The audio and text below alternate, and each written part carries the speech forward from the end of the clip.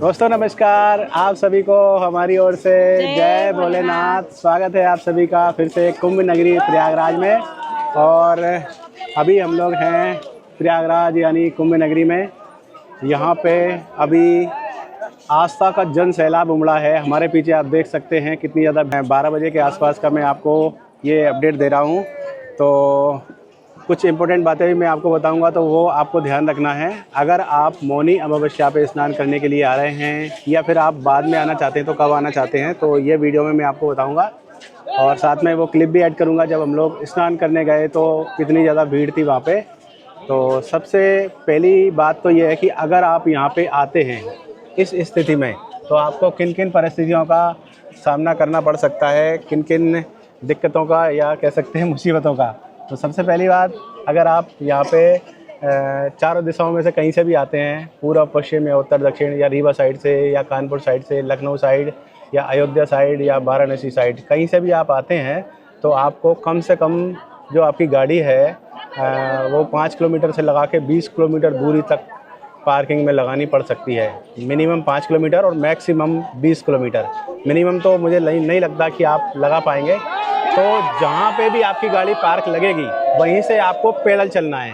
सबसे बड़ी बात यह है क्योंकि यहाँ पे नो व्हीकल जोन घोषित कर दिया गया है। और एक और महत्वपूर्ण बात यह है कि आप यहाँ पे आएंगे तो अभी तो फ़िलहाल यहाँ पे बहुत ज़्यादा गर्मी लग रही है, ठंड का मौसम है, लेकिन जब रात में ठहरते हैं तो एक दिक्कत तो ये है कि रात में ठंड पड़ती है भयंकर। और दूसरी दिक्कत ये है कि यहाँ पे जितने भी आश्रय वगैरह थे, रुकने की जगह थी, वो सब फुल हो चुके हैं, पूरी तरह से भर चुके हैं। तो लोग जो हैं खुले में ही रुक रहे हैं। तो आप अपने साथ में कुछ सामान लेकर आएँ, जैसे कि ओढ़ने के लिए या नीचे बैठने के लिए, बिछाने के लिए, क्योंकि आपको रात जो है वो ऐसे ही काटना पड़ेगी। भीड़ बहुत ही ज़्यादा है, अथाह भीड़ है, मेरे पीछे आप देख सकते हैं। तो पहली बात तो आपको बहुत ज़्यादा पैदल चलना पड़ेगा, ये कन्फर्म है। पैदल ही आना है आपको, कुछ भी आपको साधन नहीं मिलेगा, ऑटो रिक्शा या बाइक वगैरह कुछ भी नहीं मिलेगा। दूसरी बात और दूसरी बात ये है कि यहाँ पे आपको रहने के लिए भी कुछ नहीं मिलेगा फ़िलहाल की स्थिति में। और तीसरी इम्पोर्टेंट बात ये है कि आप जिस भी साइड से आएँ आपको उसी साइड में स्नान करना है। अगर आप सोच रहे हो कि हमें संगम पे पहुँचना है, तो संगम पे तो पहुँचना इम्पॉसिबल है। मतलब अगर आप संगम साइड से आते हैं तो वो एक अलग बात है, वरना अगर आप अरेल साइड या नैनी साइड से आते हैं तो आपको उसी घाट पर स्नान करना पड़ेगा। आप अगर झूसी साइड से आते हैं यानी इधर अयोध्या वाराणसी साइड से आते हैं तो आपको झूसी साइड में ही स्नान करना पड़ेगा, क्योंकि यहाँ पे जितने भी पीपा पुल थे, जो पेंटून पुल थे, उनको सबको ब्लॉक कर दिया, बंद कर दिया गया है। और इधर से उधर कहीं जाने नहीं दे रहे हैं, जो जहाँ है वहीं पर स्नान करने दे रहे हैं। और मौनी अमावस्या के दिन स्नान कर पाना ही, कहीं पे भी स्नान कर पाना ही एक सबसे बड़ी चुनौती होगी, क्योंकि भीड़ बहुत ही ज़्यादा है। जितना अनुमान लगा रहे हैं उससे भी ज़्यादा भीड़ आ चुकी है यहाँ पे। तो आप कल्पना करो अपने हिसाब से। अब दूसरी बात यह है कि जो लोग मौनी अमावस्या पे आना चाहते हैं, तो मैंने बता दिया है कि ऐसे आएंगे, आपकी गाड़ी हो सकता है कि 20 किलोमीटर दूर भी पार्किंग में लगाना पड़े, वहाँ से आपको पैदल चल के आना है और आपको जिस भी साइड आना है वहाँ पर वहीं पर स्नान करना है। और फिर ओढ़ने बिछाने का वो आप लेकर आएँ साथ में कुछ, क्योंकि यहाँ पे कुछ भी नहीं है और ऊपर ठंड बहुत पड़ती है, रात में भयंकर वाली ठंड पड़ रही है अभी।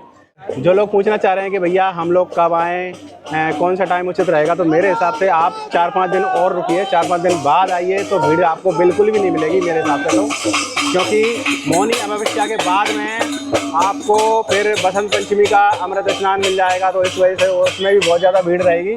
तो मौनी अमावस्या से लगाकर बसंत पंचमी तक यहाँ पे बहुत ही अधिक भीड़ रहने वाली है।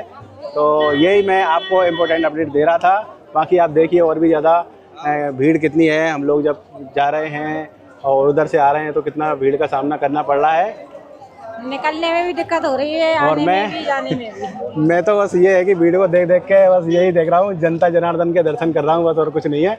तो आप लोग भी कीजिए और मैं जब तक यहाँ पे हूँ आप लोगों को अपडेट देता रहूँगा। तो ये वीडियो आज का ही है और अभी अपलोड कर रहा हूँ मैं।